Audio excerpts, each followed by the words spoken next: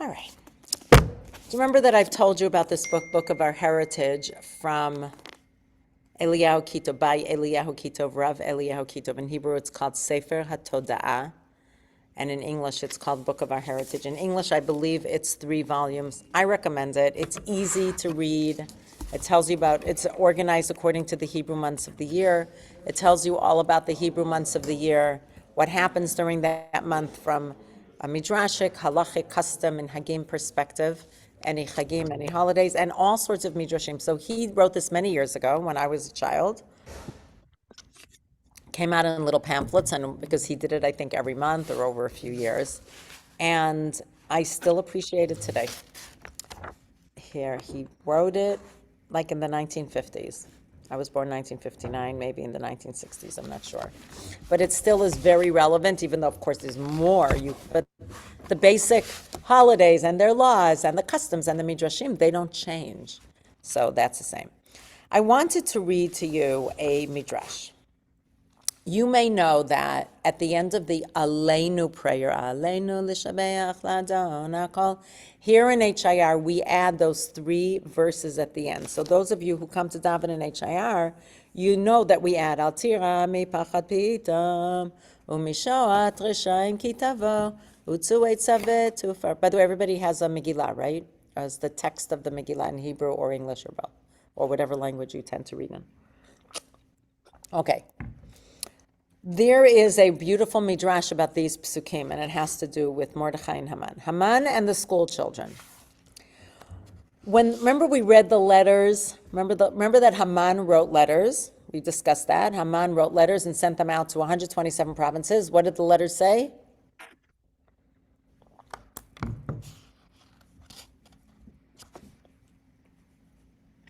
Letters said that the Jews were that there is a nation that is spread out among the provinces, and they will be killed on this and this date. And we read a letter that the Midrash says that Haman wrote that has false news. Remember, he left out pieces of our history. He made it seem like the Jews were terrible to Pharaoh, as opposed to the Egyptians and Pharaoh being terrible to the Jews, which, of course, reminds us of what's happening here, that the Israelis are being terrible to Hamas, but Hamas wasn't terrible to the Jews. They just forgot about that part of it, or pushes it down, or says it in a different light. Okay. When those letters were sealed and given to the hands of Haman, he and his companions rejoiced. And remember what was the incident that caused Haman to go to Achashverosh and say, "I want to kill the Jews"? Also, it doesn't say anywhere in his conversation with Achashverosh that it was the Jews. He just says there's a certain nation. Wink, wink. We both know who that nation is, which is also interesting. So it was because Mordechai did not bow down to him. And we read in Midrash that Mordechai got an exception, that he didn't have to. But in any case, according to the text of the Megillah, it is because Mordechai did not bow down, Haman became angry. He had anger issues, hated the Jews, both. And instead of taking it out on Mordechai only, he easily could have, let's say, thrown Mordechai in jail or just exiled him from the kingdom or killed him, I don't know, because he was second to the king and had the king's ear. He decided to take revenge against all the Jews. On the way, they met Mordechai walking before them, same Mordechai who didn't bow down. Mordechai saw 3 children walking from school, and he ran after them.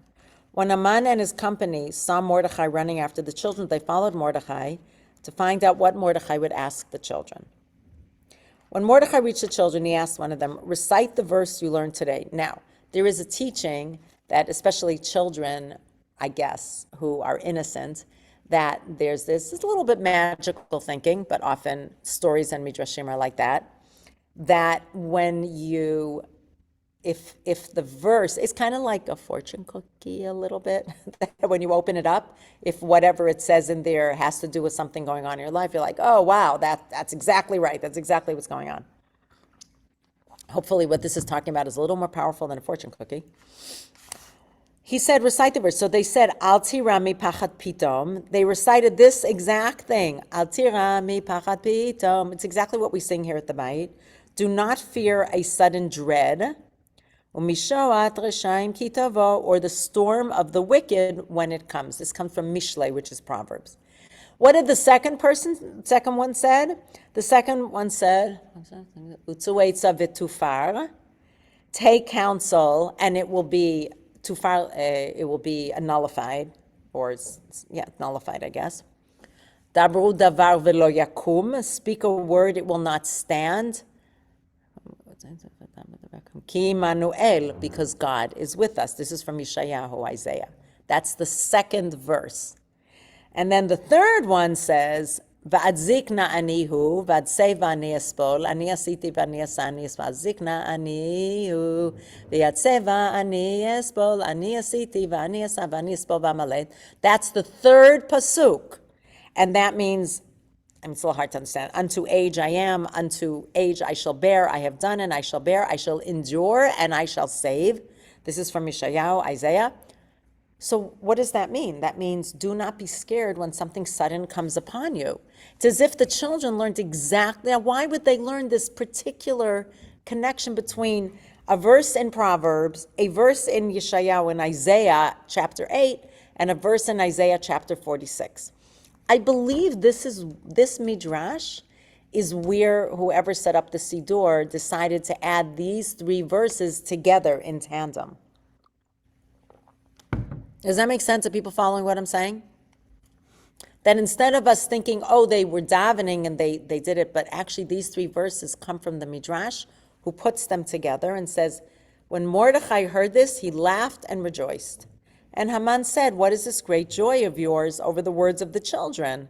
Mordechai answered, over the glad tidings which they have brought me, that I need not fear the evil counsel which you have contrived against us. Immediately Haman the wicked, Haman HaRasha, Haman the wicked is written here as like one long word, was enraged and said, according to the Midrash, I shall stretch forth my hand first only against these children. So that, why do you, tell me something. What do you think this Midrash is coming to teach us? Now, it could be true, it could be not true, we don't actually know. It's a little hard to figure that out. But it, I assume, was passed down from one generation to another. But what is this Midrash coming to tell us? Any thoughts?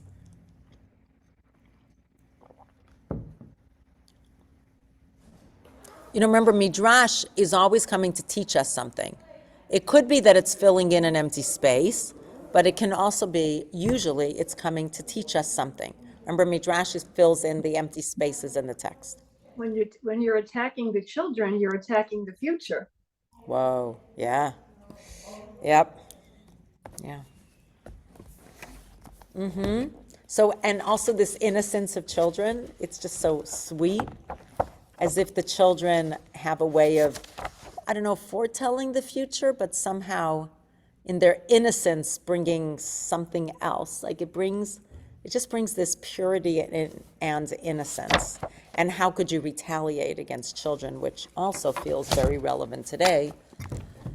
So does the know. Midrash say Yeah. that Haman was standing there? He heard Altira mipachat pitom. That's hard to know, and they probably said it in Hebrew. Mm-hmm. But maybe, it's so hard to know the language. I mean, Right. So the Midrash seems so fanciful, right? Right. So my thought was how wicked he is, and in a way,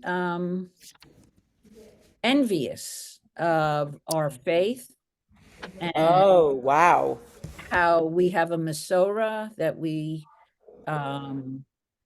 take that faith and hand it down to our children. And so there was, it's interesting because the Megillah keeps saying Haman was angry. Haman was angry. Enraged.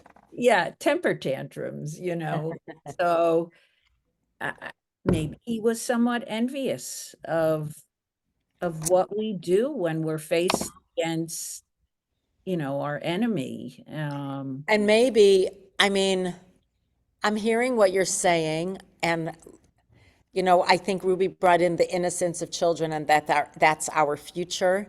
And then you're bringing in this idea that Haman was envious of this.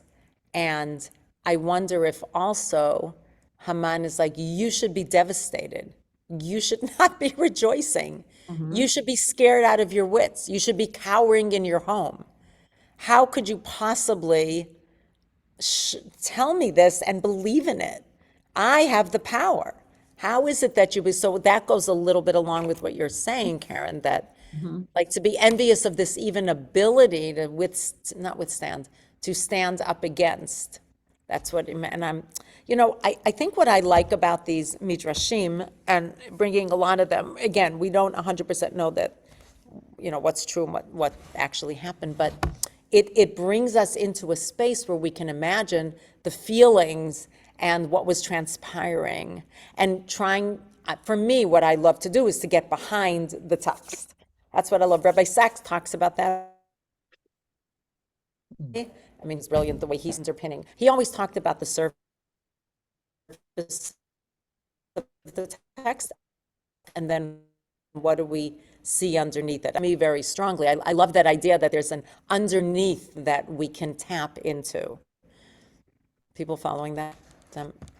So I like this idea that we're delving into the emotions that could have been at play here. It also speaks to Mordechai's great faith. He had great faith, which I want you to keep in mind as we follow in Dalet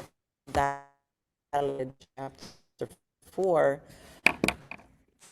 There's a here between his despair, his faith. So feels very, not reminiscent, echoing of what I'm going through, and maybe a lot of us are. On one hand, I just have this great faith and I have to have this great faith that the Jewish people will endure, that the state of Israel will endure. And I also have this tremendous despair at what's happening it seems like such a mess in Israel, trying to protect the borders, trying to keep Jews safe, not knowing what news is right, what is wrong. In a sense, are we ever going to be able to, stand up against the huge amount of money that Iran puts in, or that the terror groups are somehow finding, and what's going on? So I'm constantly feeling great faith, pride in being a Jew, and really just believing that it can't be that we will disappear. I can't even imagine that. Despair over what I see. Maybe despair isn't exactly the right word. Maybe somebody else can find a better word for me. Despair feels like at the end of the line, so I'm somewhere before that. But this feeling of, anybody have a word? I need a thesaurus here. A lighter word than despair. Ruby, you have a word for me? Oh, I think Ruby is frozen. Come back, come back. Hopefully she'll come. I'm frozen. There you go. Ruby, you have a word for me? Not despair, something a little less than Judy has her hand despair. up. Judy has her hand up. Thank you, Ruby. Thank you. Feeling over what's going on. Rabbi, do you see Judy's hand? Oh, Judy? Oh, did I miss that? Where's Judy? I don't Here. see you. Oh, you're off camera. I don't see you. Yes. Anyway, it just reminds me, No, I do not see your hand. Yeah. as long as you can hear me, it reminds me I saw I can. a report of somebody who had come out of being Is that just me? I don't hear you well, Judy. You don't hear me Is at it all? me that's freezing or other people? I think Wait you're 1 second. I'm going to try. Okay, so hold on 1 second, guys. Just a minute. I'm going to switch my network, hopefully. Give me a second. I might come off and on again.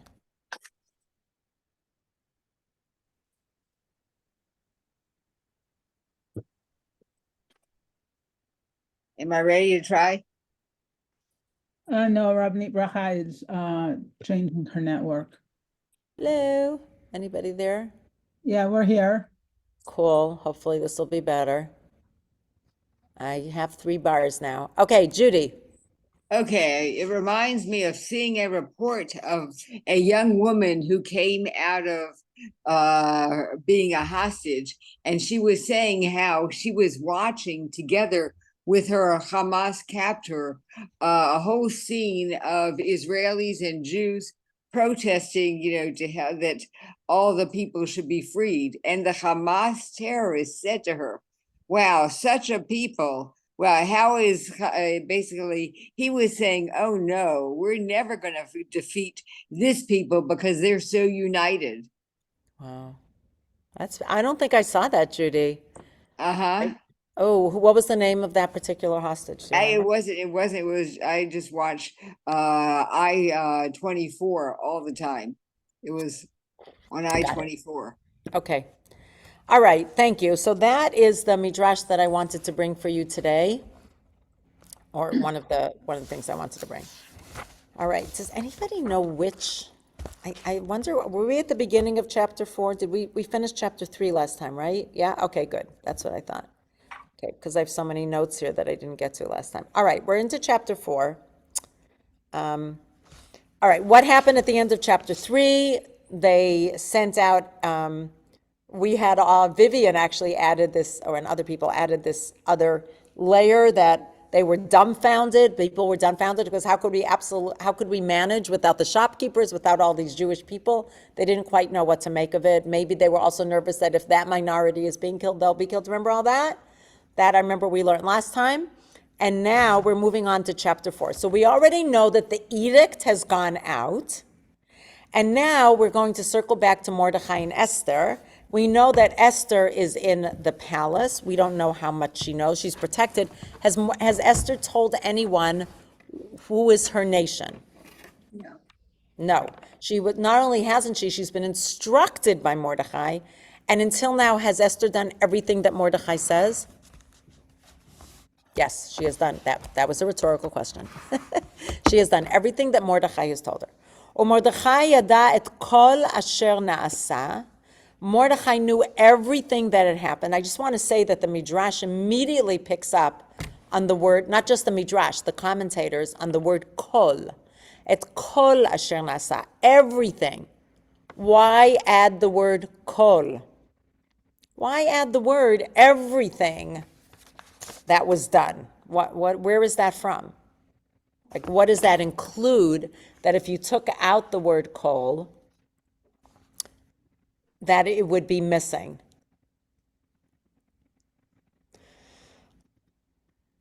He knew that Haman was a descendant of Amalek and Excellent.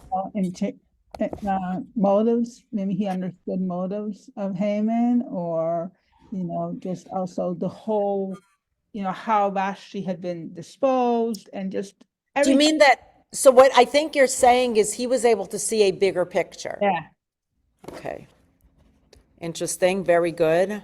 A bigger picture. I like that a lot. Any other thoughts? Well, one of the things is, for example, we're going to see a little later on that he mentions to Esther the fact that Haman offered 10,000 pieces of silver to Achashverosh. Now, how would he know that?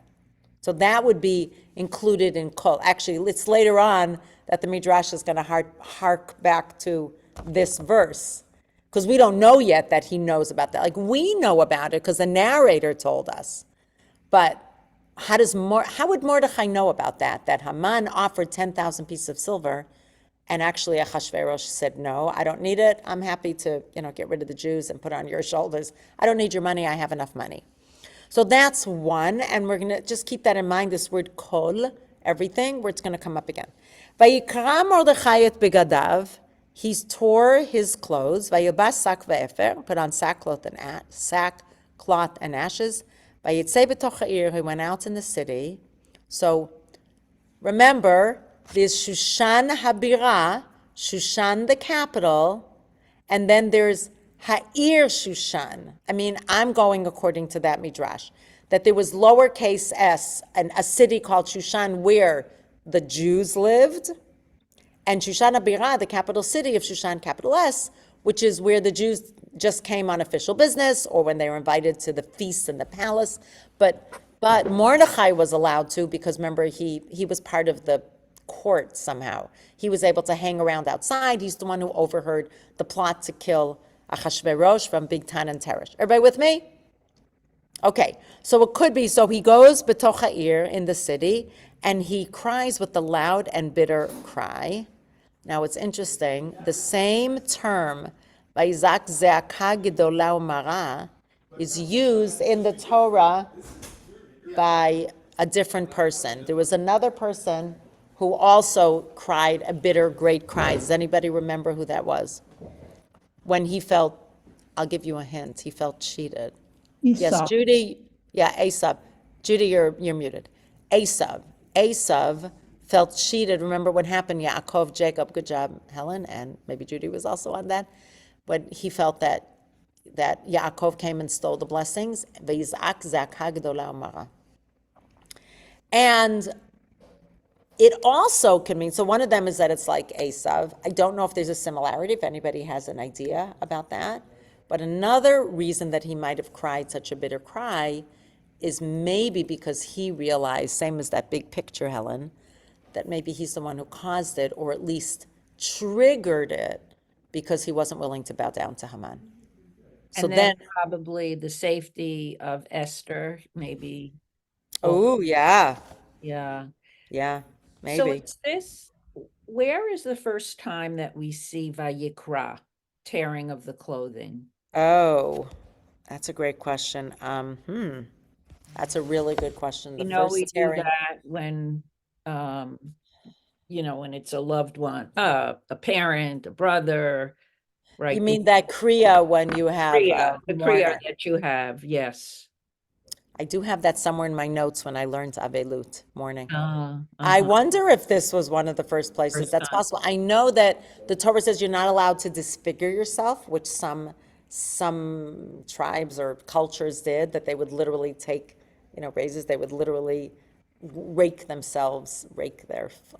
flesh with their fingers or with something or even make cuts, I think, to indicate their grief when somebody passed away. That you're not allowed to do.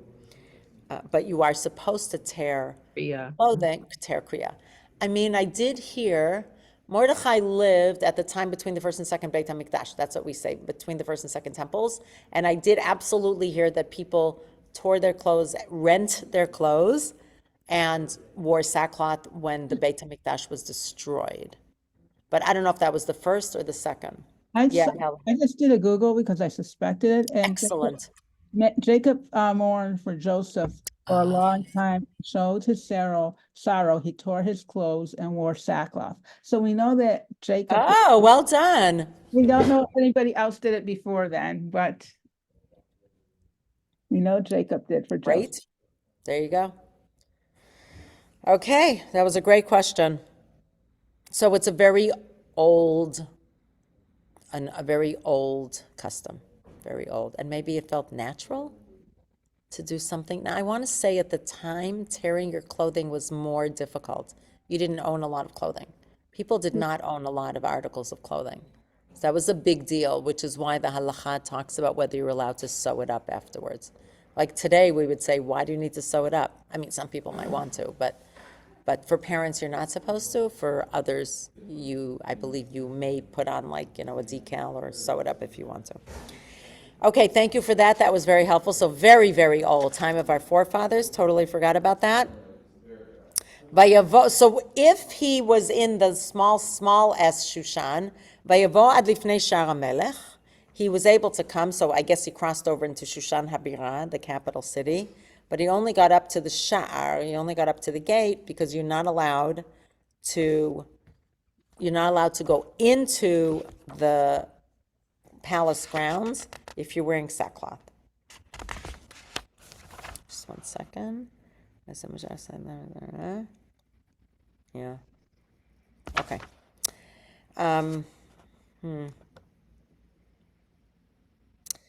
It's Okay, I don't think we need to say that. Gimel, 3.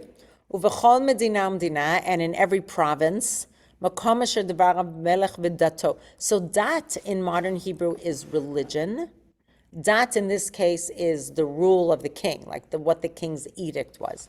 Everywhere it got to, Evel Gadol LaYehudim. Remember, this is read in the tune of Echa.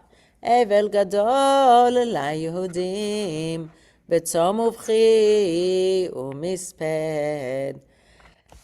So what did it have? Evel is mourning, Tzom is fasting, Uvchi is weeping, Misped is, well, misped is usually considered a eulogy, but in this case it means wailing. Sak is sackcloth, efer is ashes. So that's 6. Eved som uvchi misped sak va'efer. There's a midrash that says, remember that the feast of Achashverosh, there was 180 days, and then he invited Jews to come, along with others, for that 7-day feast. So according to the midrash, they did not come on Shabbat for many reasons. They didn't want to break Shabbat. But 6 of the 7 days, they actually came. And these 6 words, Evel, mourning, Tzom, fasting, Bechi, weeping, Misped, Bechi is crying, Misped is wailing, Sak is sackcloth, Efer is ashes, are in atonement of those 6 days that they went to the feast, or that they enjoyed the feast. Okay. Yeah, we don't remember that. Okay. Dalid, 4. Vatavona, is there anything else? 6 days. Oh, wait, 1 second. I have another one here. What the last 2 words of verse 3, it's just so interesting. It says, Yutza larabim, meaning it was offered to the public. Who was it offered to? It's such a strange form of, there was a great mourning for the Jews with fasting. Was there many late? No, but that's, yeah. What is Yutzah Larabim? This was, yes, Judy, you're muted. You're muted. Still muted. Still muted. Oh, there we go. Yeah, Judy. What was offered? I don't know. That's the question. In every Medina, in every province, I guess that this mourning and crying and weeping, Yutzah Larabim. Yutzah, well, Lahatzia means to offer something. So it's just strange. Rabim is to the public. Alice, did you want to add?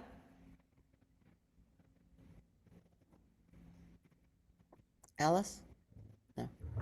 Anyway, Judy, do you see that? Yes, yes, I'm not sure what that refers to. I just wanted, maybe it just meant that there were a lot of people mourning and crying, or I don't know. It's just a strange turn. I don't actually have an answer for that. Okay. So now what happens? He's come to the Sha'ar HaMelech, so don't go on mute, Judy. Stay off mute. Just stay where you are.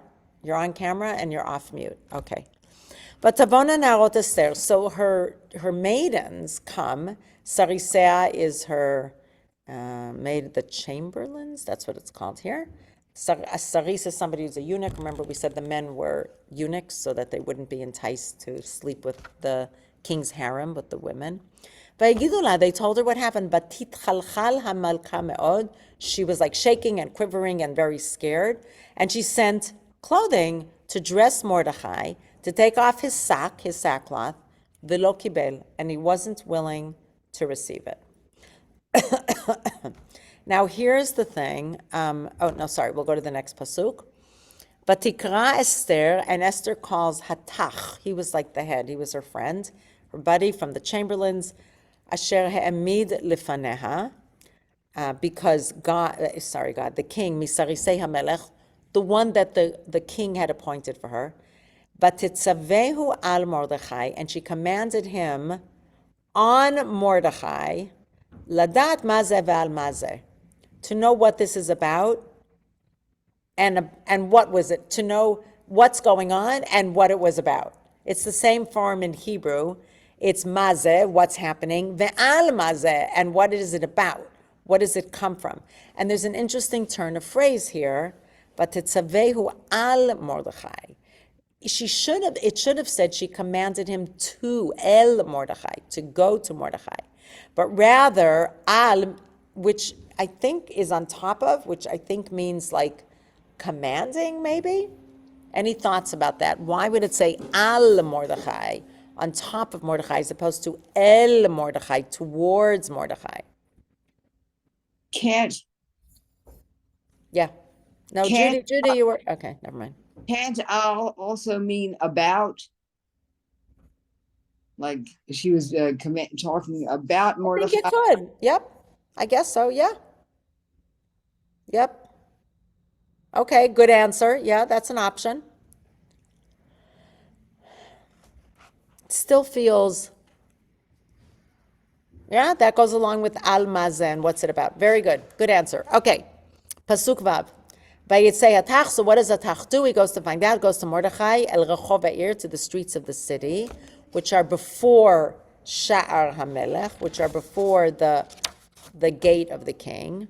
And what happens? Vayaged lo Mordechai, and Mordechai tells him, Et kol asher karahu. Everything, remember, we said that word kol, everything. Now, karahu, which happened to him, that is a word that is used for Amalek. Do people remember that? When we read Parashat Zachor, it says in Parashat Zachor, when we read about Amalek, it says, one second, it says, I have the quote here somewhere. It says, Asher karecha baderech, which happened to you on the way. This is like a hidden code that reminds us that Haman comes from Amalek. Kol asher kara, everything that seemed to happen as if it's happening on its own. Everybody get that? It's because there are like codes hidden within, keywords that tell us what it connects with. Ve'et, and he adds to it Parashat HaKesef.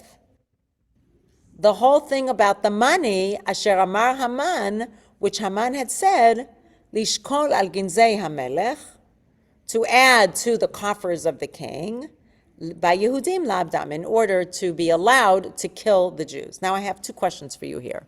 Why do you think it was important for Haman to tell, for Mordechai to tell Esther this whole thing about the 10,000 pieces of silver, since in the end, Achashverosh never took it? Why was that important? What do you think that added? It added that Achashverosh didn't even care about the money, that it was just to kill the Jews. Showing how the hatred of the Jews or this anti-Semitism is flourishing there. Yeah, good. Yeah, Judy, you're muted, Judy. You're off camera, but you're still muted.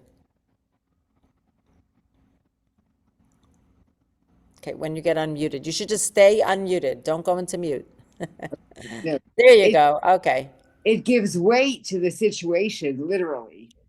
So he's like trying to make it that much more real. Look, I'm giving money. I'm really putting my money on the table for this. I mean, showing the depth of what Haman feels, that he's really serious. Right. Great. Okay, good. Yep, helpful. Yeah, Robert. And so that when Esther goes, he hopes she'll go to or plead with the king. She has to know that everything, they said the depth of the seriousness of this, which actually is mentioned in the next pasuk. He gives her a copy of the decree, so she'd be fully informed. Right, but I think what you're saying is that, and I think that's really true, that being fully informed makes a big difference. Like, I even know about the silver that Haman offered, right? When somebody comes to you and they're really well informed, you're like, okay, I can't pull things over this person. They know what's going on. They have their sources, they're informed. So yeah, that's a great answer as well. I like that. Yeah, Ruby.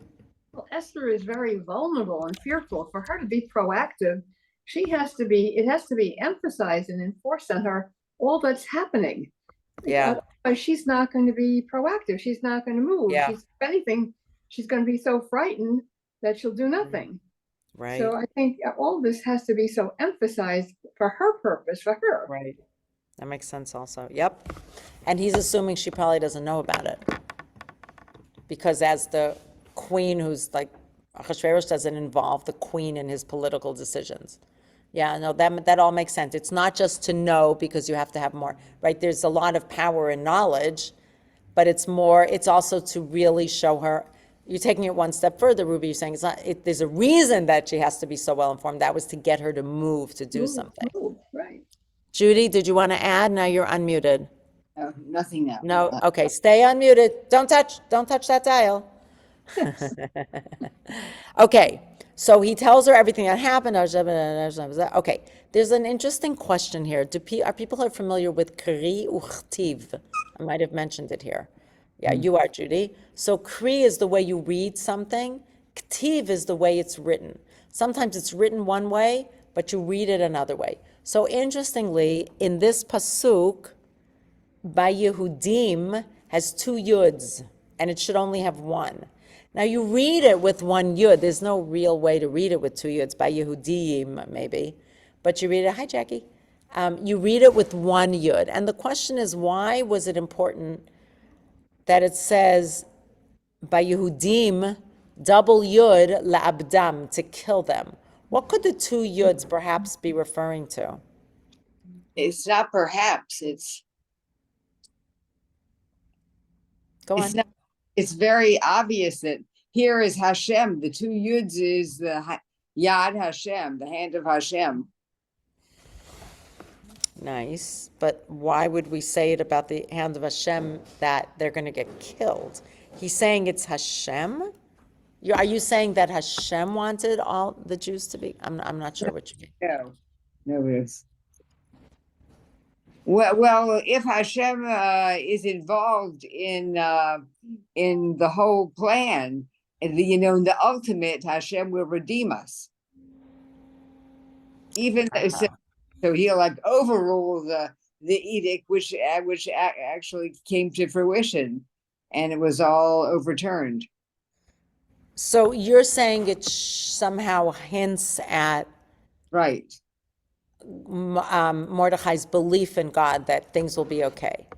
And Esther's too. Yes. And Esther's what too? Her emunah. But how do you see this about Esther's emunah? This is just about Well, I just yeah. so far this is just about the presence of Hashem.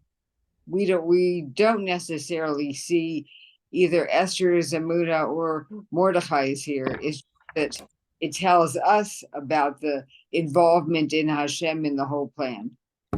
Right. I don't know if it says about Esther specifically, but yeah. I agree. Right. Yeah. Helen, did you want to add something?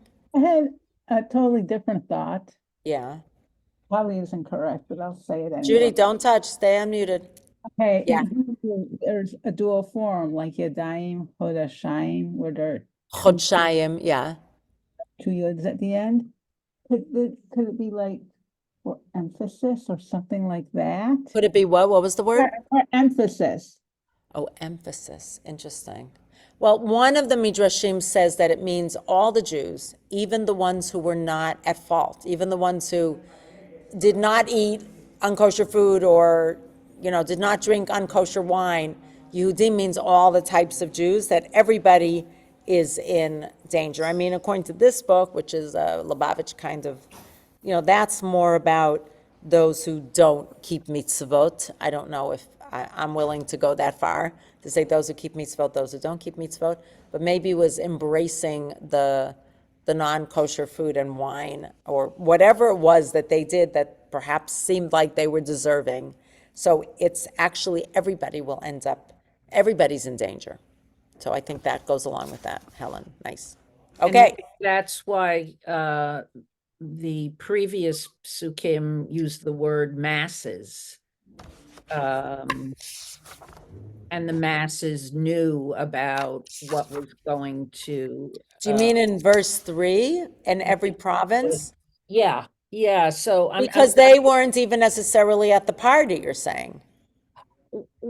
right, but I'm saying if you're looking at the two Yuds in Yehudim, meaning Yeah. all the Jews, that maybe Oh. there's a connection there of all the Jews and Well, let's not forget that all the Jews, I mean, it went to all the different all the Jews, yeah, in all the provinces. Yep, yeah, got it. yeah, Yeah, maybe, yeah. maybe. Nice.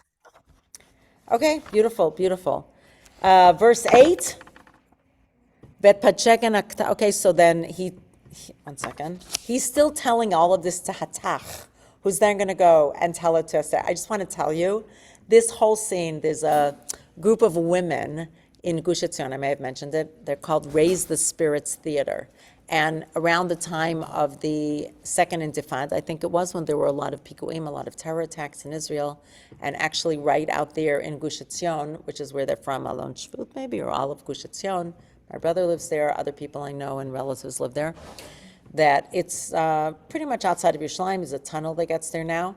So they with all the terror attacks, they felt that they had to raise the spirits, and they created a drama troupe, basically. But they did musicals. They put on musicals. They did this in order to raise the spirits. They said, we're doing it even if there's a terror attack, even if people are getting killed. Sadly, they're still going to go on. There was one day, I think, when I brought a bus from. Every year, I used to bring a bus from Ranana of women to watch to see a musical. They did, the first year they did Joseph and his Technicolor Dreamcoat, but that was a lot of money because you have to pay for that. So after that, they wrote their own original musicals, which were really cool. One was about Deborah the prophetess.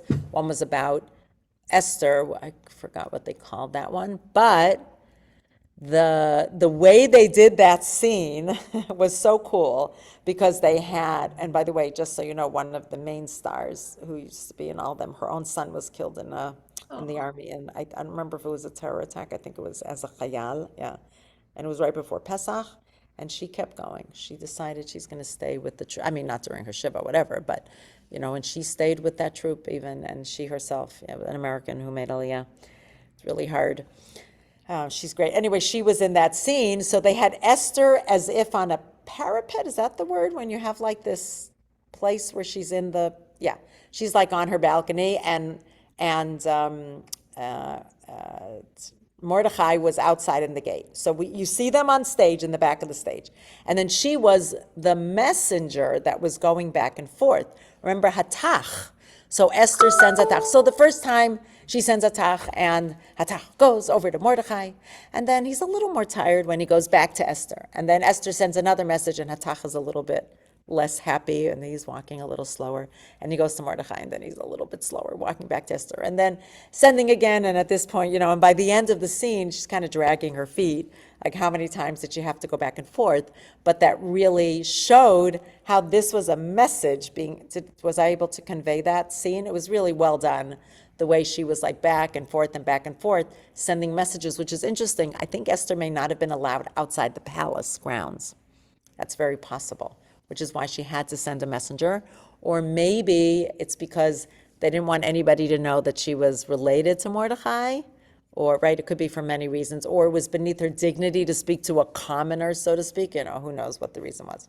Okay, so he's telling Hatach, he gave him the copy of the decree that had been given out in Shushan, lahashmidam, to destroy them, and he gave it to him, la'arot et Esther, to show Esther, and to tell her, and to command her. He's telling Hatach to tell her to go to the king to beg in front of him, ulevakesh milefanav alama, to plead with him, beg him for people. Now, remember what we said.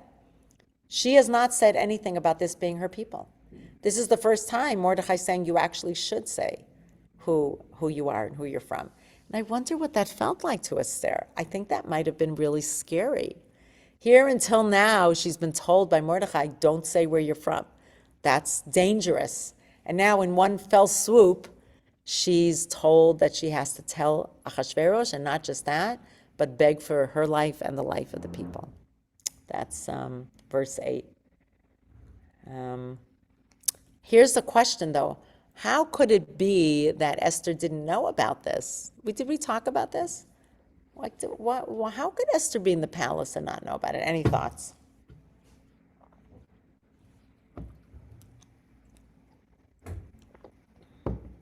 Women were Yeah, kept Ruby. women were kept isolated, kept secluded. They would not necessarily know what's going on. Right, right. And she hadn't spoken to Mordecai since the edict went out. That's Right. very possible. And anybody else? There's another also possibility, which shows, by the way, that she was really isolated from the Jews. Like she didn't have an opportunity to be with them. There's another way of understanding it that's a midrash that says that there were two different edicts. One with which just was put out saying, get yourself ready on the 14th of Adar, when it comes next year, make sure you're ready to kill some insidious, remember he never mentioned the name Haman.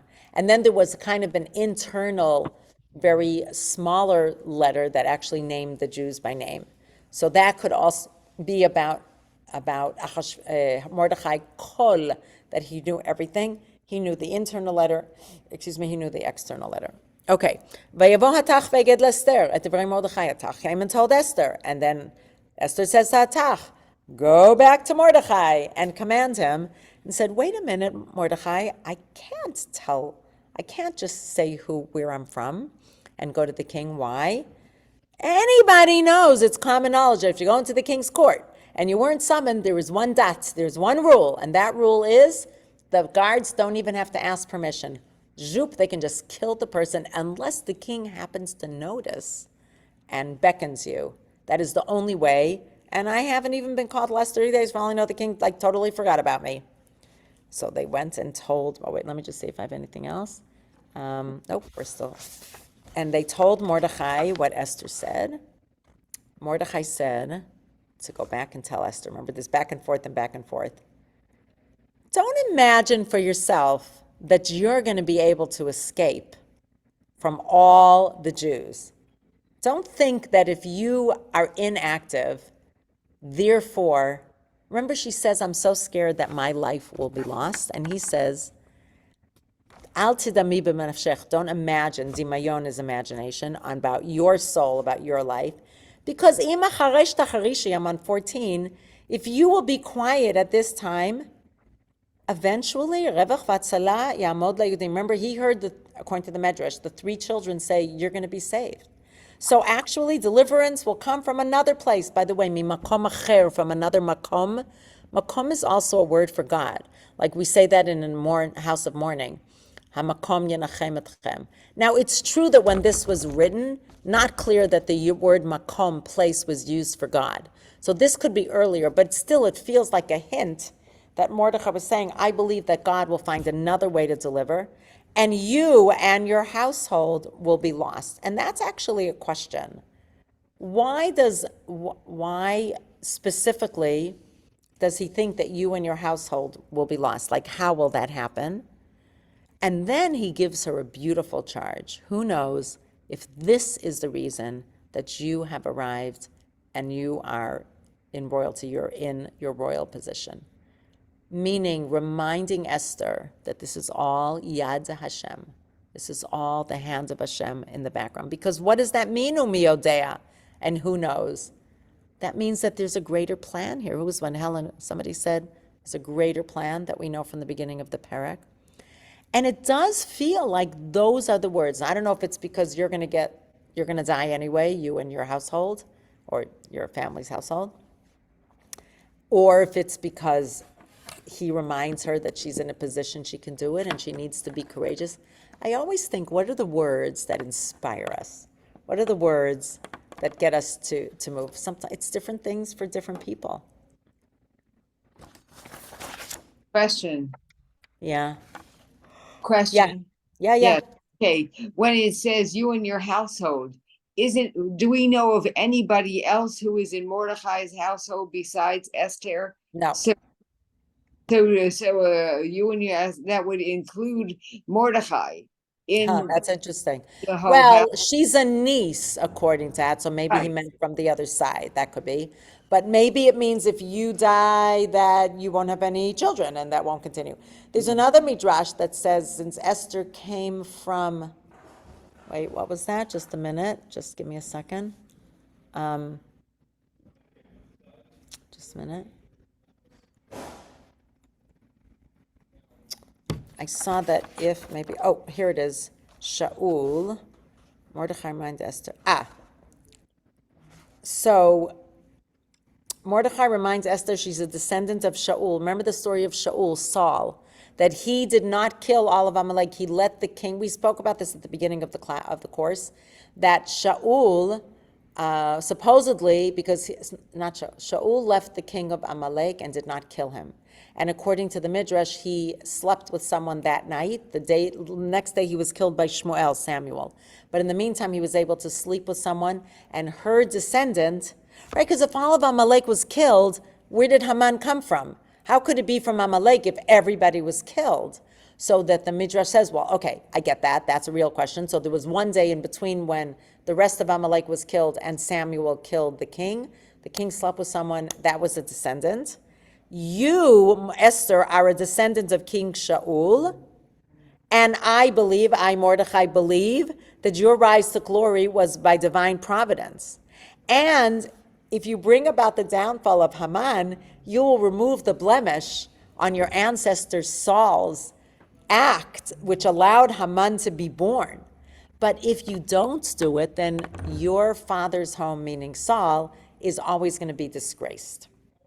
So I thought that was a nice way of explaining Beit Avich, the house of your father. Otherwise, why specifically add those two words? I thought that was a nice. It comes on the Gemara actually, and then they add that. It's the Al Sheikh brings that in. He's one of the commentators. Okay, so that is a great question about Beit Avich, your father's home, and it does bring in their ancestral line, where Esther comes from Shaul and Haman comes from Amalek, and that's the connection between them.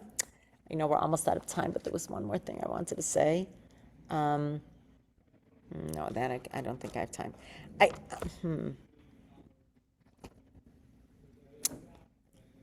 I think we're out of time. So maybe the next things that I want to say, I want to wrap up chapter 4, but the next 2 weeks we won't have a class because I am leaving Bezrat Hashem next Wednesday morning to Israel for my granddaughter's bat mitzvah, and I will be away for 10 days, including the flight, back for the dinner, Bezrat Hashem. So not next week and not the next week, but in 3 weeks, I guess, we'll continue. We'll try to finish up chapter 4, and we'll see how much more we'll continue through June, because that'll already be June 5th. So we will see how much more we can continue in June, and then we'll pick it up again after the summer. But this is the beginning of chapter 4. The beginning of learning of chapter 4, which we should be able to finish next time. Just Rabbi, something to. I have one quick question. Who is that speaking? Karen. Oh, Karen. Yeah. One of the participants last week who spoke about misogyny, and I actually wanted to look at the article or email. Lance. Yeah, his last. Do you know his last name? Or have his email? But does anyone there know his last name? If you write me privately, I can ask about sending you Okay. his email. Oh, that'd be great. Okay, I will do that. I'll get your. Yeah, he was a professor, I think, or something like that. Yes. He has a lot of information. Yeah, I was curious. Sure. No. He's great at searching and finding. He's really good at that. Yeah.